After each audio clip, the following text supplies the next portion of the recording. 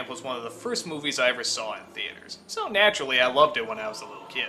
The story of an upper-class female dog that comes across a low-down, scroungy male dog is about as typical as it gets. At first they don't like each other, but a few situations force them together, and as they get to hang out more, they really decide that they're meant for each other.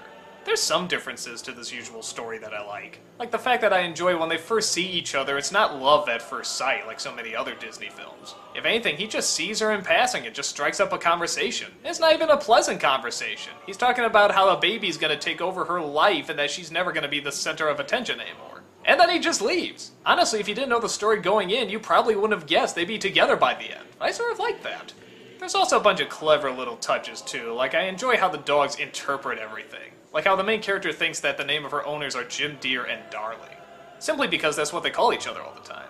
Oh, darling! In the kitchen, Jim dear. As Disney films go, it's cute. Nothing that spectacular. It keeps your interest, you want to know what's going to happen, but there's no real big surprises or any phenomenal bits of animation or, well, just anything that really stands out that much.